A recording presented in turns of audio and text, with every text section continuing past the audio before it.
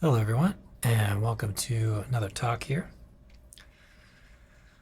We're going to think about some chord shapes and sounds and different things that we might play.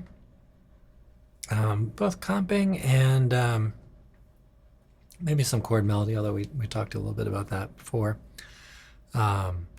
But I'll also go over some concepts. So we're falling under the theory and fingerboard kind of episode today. So I'm going to keep in line with that theme. Okay, so let's move over to this. For those who are watching the video, I'm a little close up on the left hand here set up, and a little bit of the right hand too.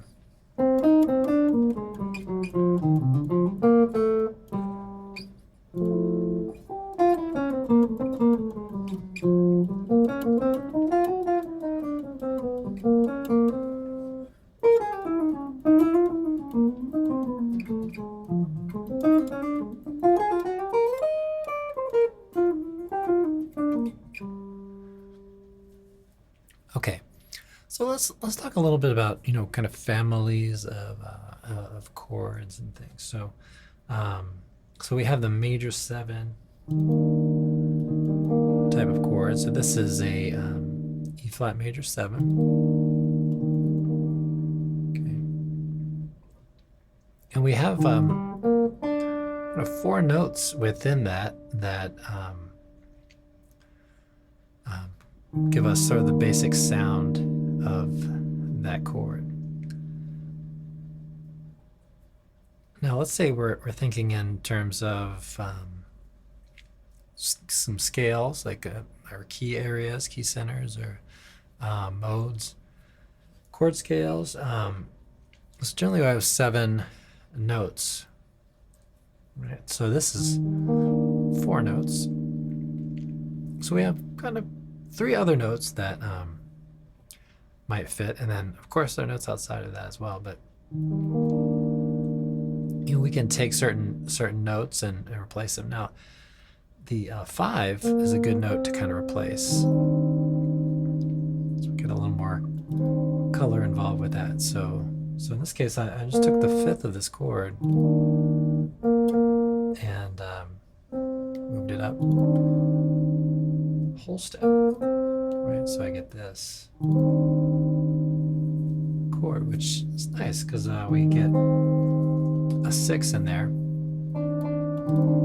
right, and the 7.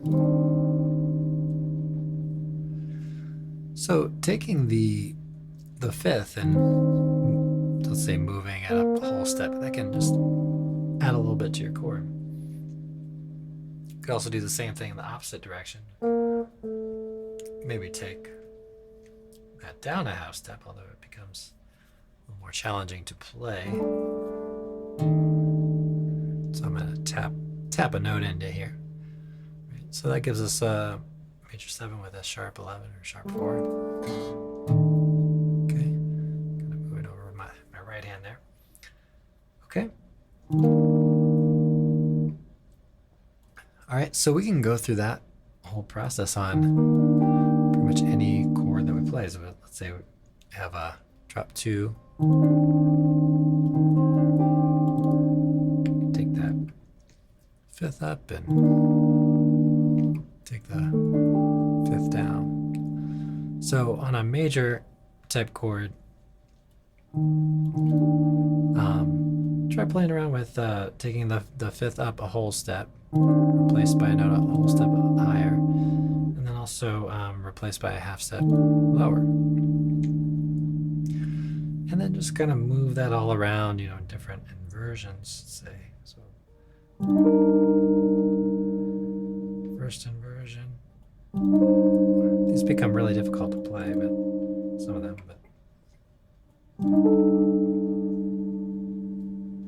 Okay, so we're taking that 5th of the chord and moving it around a little bit. Just kind of create some kind of, well, for one thing, just kind of variety. see if I can fix this a little bit.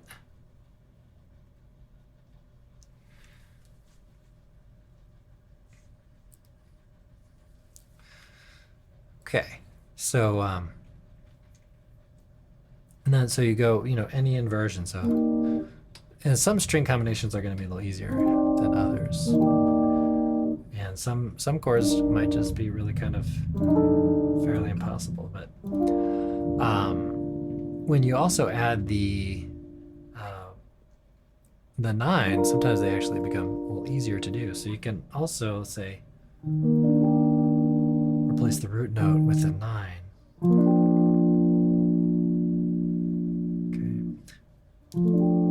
And then also start adding or changing some of those other shapes. And then you could almost, add a root note back into it. Okay.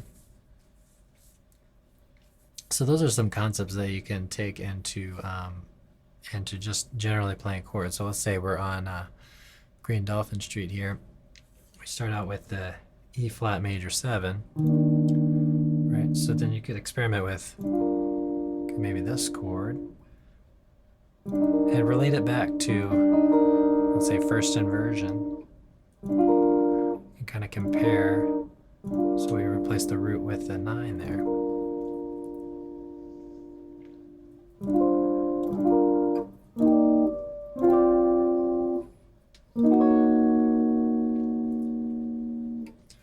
Okay, so similar to that, we can also work with minor. So let's say, and there are different perspectives on this that we can take, and I'll talk about that a little bit. So let's say we had a first inversion of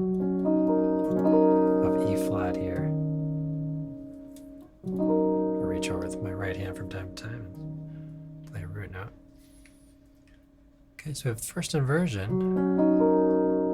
So again, we could, let's say, take the 5th, raise it. We could take the 5th, lower it.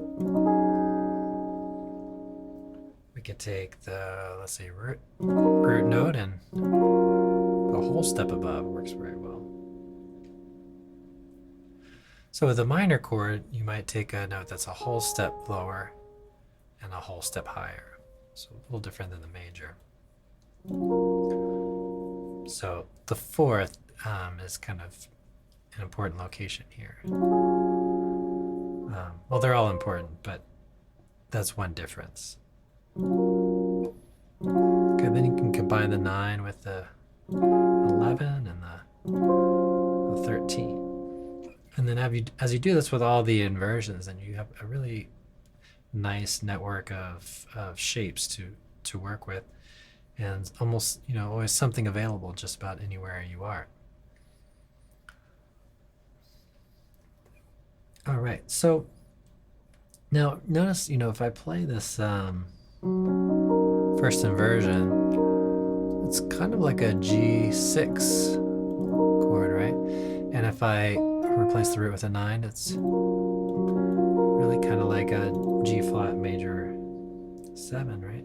And we put that over the E flat. So a little, slash chords in the way of thinking about that.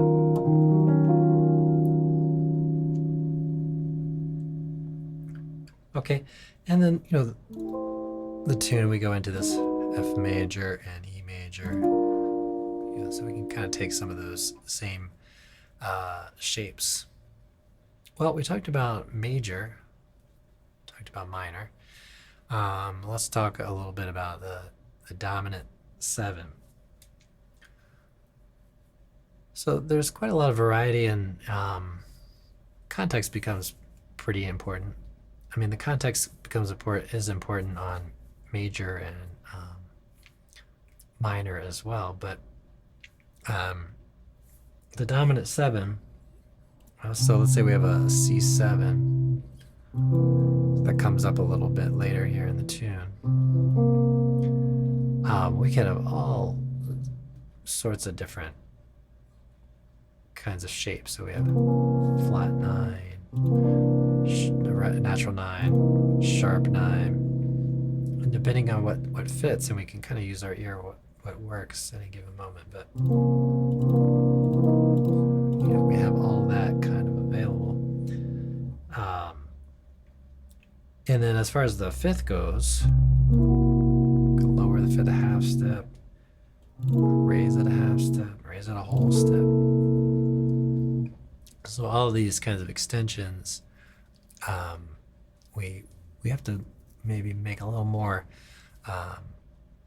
distinction on what we add in and what the context is there. And even kind of going back to the major 7, I mentioned the sharp 11. Well, kind of in a sense, it's not really part of our key signature, but that's okay. We can play things outside of the key signature, right? So that sharp 11 gives us kind of a different sound, right? Sort of a Lydian kind of sound. All right, another example. So the minor chord, we're not typically going to have a flat 9 on a minor. So we might have a chord that is maybe typically minor. Let me shut that off. Let's say G minor or something like that, where we might play more of a if we have a flat 9, we might play more of like a dominant 7 flat 9.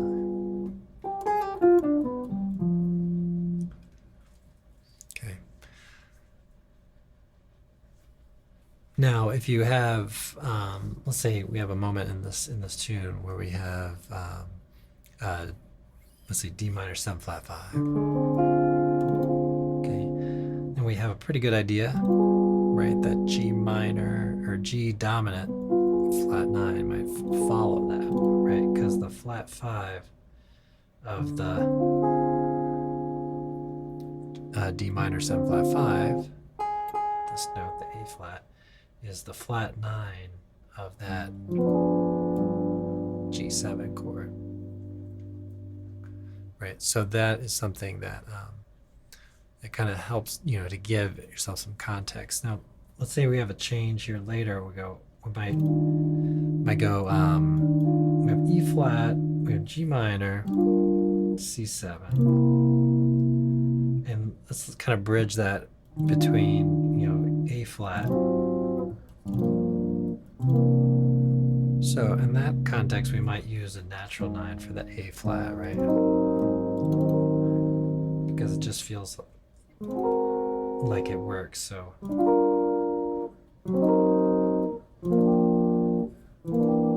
okay, now the C7, so I just play a C9. Let's see what it sounds like if we play C flat 9. That would work pretty well too.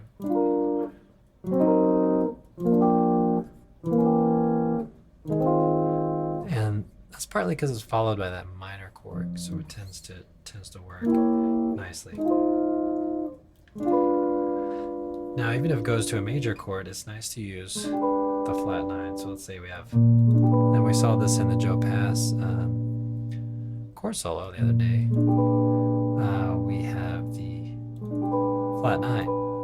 So I'm playing a natural 13, flat 9. Or we could play flat 13 as well.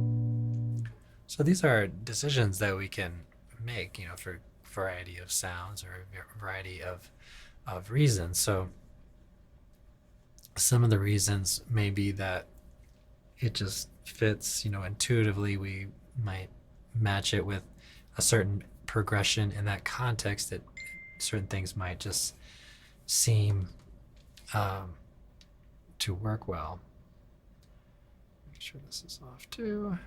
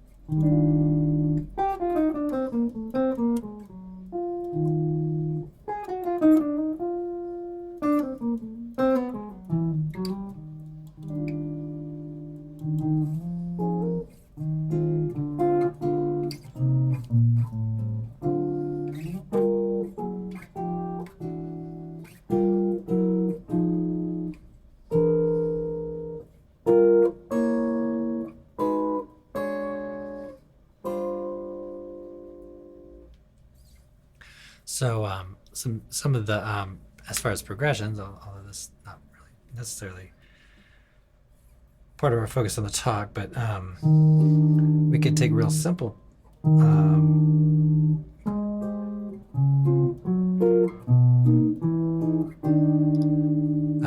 chord sounds and move them around, and then we have this nice sort of aural effect. We found that yesterday, so this is, I'm taking this right out of what we talked about, although I think we're in a different key, but we have circle of fists,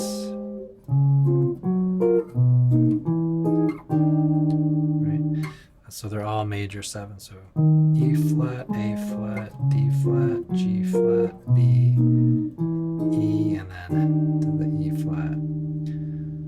We can also make the last note maybe dominant, the last chord dominant.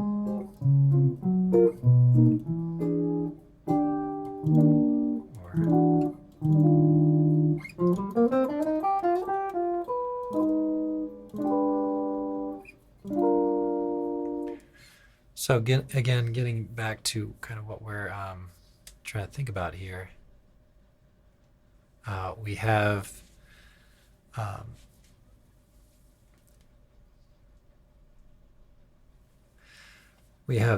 couple different chord shapes, or a couple different chord types: a major, minor, and dominant, really. And then, of course, we have half diminished and diminished as well.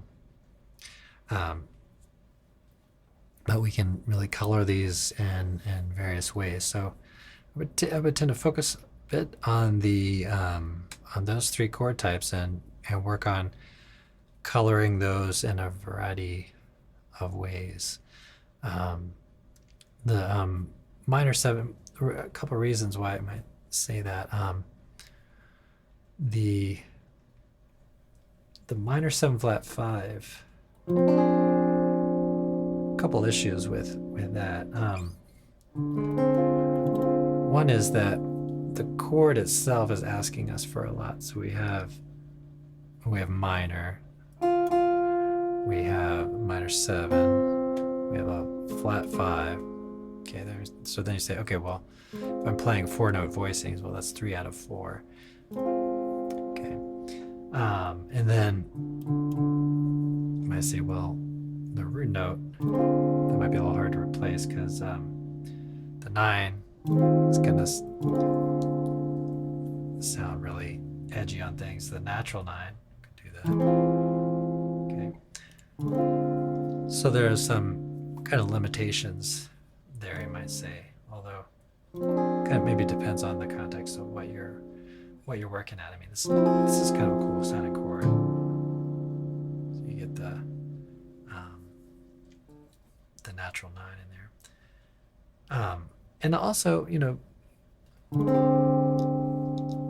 if you have a whole measure to play on something, or even 2 beats, you might play the 11. That's a real common sound.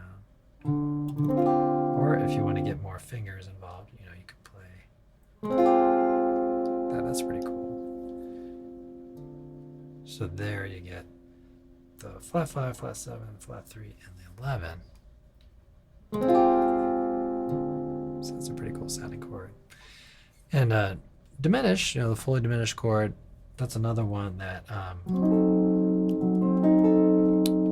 we have, that flat 5, that flat 3, double flat 7, right? Root note. So it's already asking a lot of us, but it's fairly common to use a flat 13 to replace the flat 9, or flat 5, I should say. Gives it a little more bite to it, I think.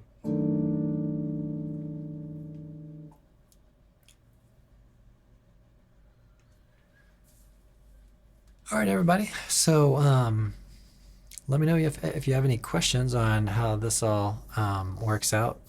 I don't know if I mentioned that this is a podcast. I'm recording this as a podcast. I'm also live streaming to the YouTube channel, and I'm going to upload it as a video as well.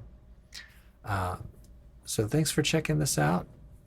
I hope everybody enjoyed it, and I'll see you all in the next one.